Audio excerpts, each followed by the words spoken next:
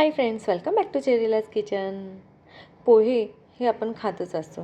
त्या पोह्यापासून आपण कांदे पोहे हे नेहमीच खात असतो. तर आज त्याच पोह्यापासून आज आपण बनवणार आहोत डोसा. तर चला वेळ न वाया घालवता रेसिपीला स्टार्ट करूया. त्याआधी चॅनेलला सबस्क्राईब केले नसेल तर सबस्क्राईब करा आणि बेल आयकॉनला क्लिक करायला विसरू नका. तर डोसा बनवण्यासाठी आपल्याला लागणार आहेत अर्धा कप एवढे पोहे. पोहे आपण सर्वप्रथम धुवून घेऊया. पोहे धुवून झाले आहे. आता यामध्येच ॲड करूया 3/4 कप एवढा रवा. मी इकडे बारीक रव्याचा वापर केला आहे. आता यामध्येच ॲड करूया अर्धा कप एवढे दही आणि स्टार्टिंगला आपण यामध्ये अर्धा कप एवढे पाणी ॲड करणार आहे. पाणी ॲड करून हे मिश्रण आपल्याला व्यवस्थित मिक्स करून घ्यायचं आहे. इकडे मिश्रण आपले मिक्स झाले आहे, पण हे खूप घट्ट असल्यामुळे मी अजून पाव कप एवढं पाणी ॲड केलं आहे.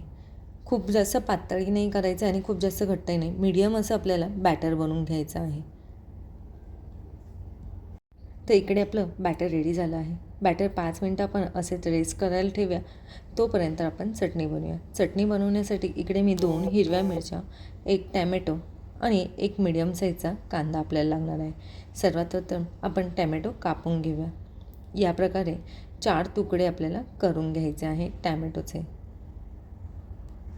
इकडे मी 1 मीडियम साईजचा कांदा घेतला आहे, तोही मी कट करून घेते. याप्रमाणेच आपल्याला कटिंग करायचं आहे, कारण की आपण हे सर्व मिश्रण आपण भाजून घेणार आहोत. त्याचप्रमाणे मिरचीही आपण मधनं चिरून घेऊया. मिरचीचे प्रमाण तुम्ही थोडे वाढवले तरी चालेल.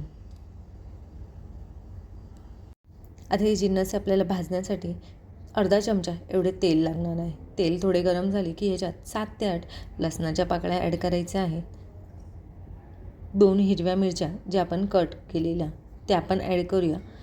टॅमॅटो आणि कांदाही आपण यामध्ये ॲड करूया. हे सर्व आपण मीडियम टू लो गॅसवर असेच परतून घेणार आहोत. खूप जास्तही आपल्याला परतायचे नाही. अगदी 5 ते 7 मिनटं मी हे परतून घेतलं आहे आणि तुम्ही इकडे बघू शकता सर्व जिन्नसे अशी नरम झाली आहे, म्हणजे इकडे आपला मसाला भाजला गेला आहे. तसेच यामध्ये ॲड करूया अर्धा चमचा एवढे मीठ ॲड करून ह्याला 2 मिनटं आपण परत असेच परतून घेणार आहोत. भाजला आहे. मी गॅस बंद केला आहे. आता हे आपण थोडे थंड होऊन देऊया. हे थंड होत आहे तोपर्यंत आपण डोश्याचं पीठ करून घेऊया. तर यासाठी इकडे आपण भिजत ठेवलेले सर्व जिन्नस एकदम व्यवस्थित भिजली आहे. आता याला आपल्याला मिक्सरमध्ये बारीक करून घ्यायचं आहे. याच्यामध्ये आपल्याला काही पाण्याचा वापर करायचा नाही आहे तसेच बॅटर आपल्याला मिक्सरमध्ये बारीक करून घ्यायचे आहे आणि याची आपल्याला एक पेस्ट बनवून घ्यायची आहे. तर तुम्ही इकडे बघू शकता मी मिक्सर बारीक करून घेतले आहे आणि हे कशा प्रकारे मिश्रण बारीक झाले आहे. खूप जास्त बारीक नाही करायचं आहे, मीडियम असेच आपल्याला बारीक करून घ्यायचे आहे. आता ह्यामध्येच मी थोडेसे पाणी घालून भांड्यालाही राहिलेले सर्व काढून घेतले आहे. इकडे चटणीचं मिश्रणही आपलं थंड झालं होतं, तेही आपण मिक्सरमधनं बारीक करून घेऊया. ह्यालाही आपल्याला खूप पातळ नाही असं आहे, थोडंसं जाडसर असंच ठेवायचं आहे. तसेच मी यामध्ये ॲड केले आहे थोडेसे मीठ आणि 1 चमचा एवढे जिरे. ते इकडे आपली चटणी रेडी झाली आहे. आता ही आपण काढून घेऊया. थोडेसे पाणी ॲड करून ह्याला इक्वल लेवलला करून घेऊया. आता आपण डोसा बनवूया. डोसा बनवण्याच्या आधी मी थोडीशी यामध्ये कोथिंबीर ॲड करते. चवीनुसार मीठ आणि 1 चमचा पिठी साखर. सर्व मिश्रण व्यवस्थित आपण मिक्स करून घेऊया. इकडे आपले मिश्रण मिक्स झाले आहे. आता यामध्येच घालूया अर्धा चमचा एवढा baking powder. Baking powder activate करण्यासाठी थोडंसं पाणी ॲड केलं आहे आणि आता हे मिश्रण परत एकदा एकजीव करून घेऊया.